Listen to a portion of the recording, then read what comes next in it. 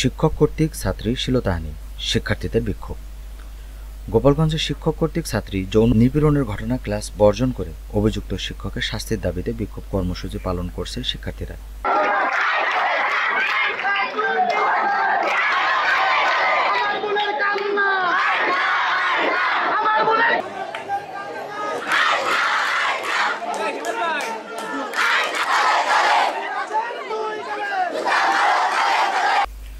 গোপালগঞ্জ সদর উপজেলার করপাড়া ইউনিয়ন বহুমুখী উচ্চ বিদ্যালয়ের অভিযুক্ত শিক্ষকের স্থায়ী বহিষ্কারের দাবিতে বিক্ষোভ করেন সাধারণ শিক্ষার্থীগণ।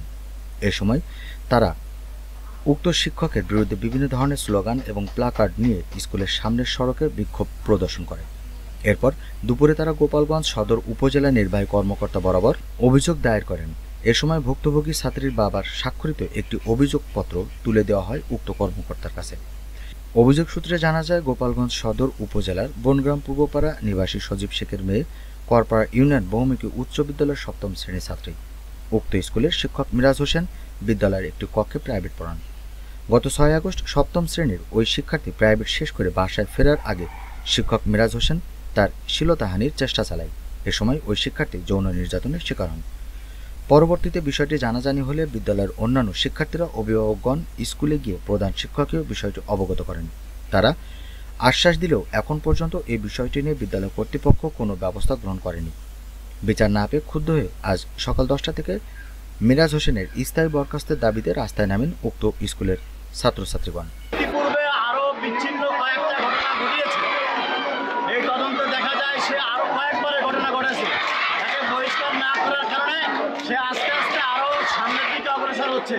এ বিষয়ে ভুক্তভোগী ছাত্রীর বাবা মোহাম্মদ সজীব শেখ বলেন, আমার মেয়ের উপর অত্যাচারের ঘটনা শুনে আমি প্রাথমিকভাবে ব্যবস্থা গ্রহণ করার জন্য অনুরোধ করি, কিন্তু পরবর্তীতে অন্যান্য আরও অভিভাবকগণ একসাথে এসে জানতে পারি উক্ত শিক্ষক মিরাজ হোসেন এর আগেও বহুবার অনেক ছাত্রীকে যৌন হয়রানি করেছে। আমরা এখন তার পদত্যাগ চাই, সে যেন আর কোনো স্কুলে শিক্ষক হিসেবে নিয়োগ না পেতে পারে। দেখছেন আমাদের স্কুলে মিছিল হচ্ছে, আন্দোলন হচ্ছে, ছাত্ররা খেপে গেছে। আমাদের এই স্কুলের একজন টিচার যে আমাদের কোমলমতি ছাত্র ছাত্রীদের উপরে যৌন নিপীড়ন করে এবং তাদেরকে বিভিন্ন হ্যারাস করে। তিনি আগে অনেকবার এরকম ঘটনা ঘটাইছে। তো আমি চাই যে আমার মেয়ের প্রতি যতটুকু অন্যায় হয়েছে পরবর্তীতে আর কোনো মেয়ের উপর অন্যায় না হয়, তার জন্য তার বহিষ্কার চাই। এ ব্যাপারে প্রধান শিক্ষক কমলেশ বিশ্বাসকে কোথাও না পাওয়া গেলেও সহকারী প্রধান শিক্ষক পরিমল পাণ্ডের সাথে কথা বলে তিনি ঘটনার সত্যতা স্বীকার করে বলেন, ইতিপূর্বেই তিনি এ ধরনের জঘন্য কাজ করেছেন। উক্ত শিক্ষকের বিরুদ্ধে ব্যবস্থা গ্রহণের জন্য আমরা সুপারিশ করেছি বলেও জানান তিনি।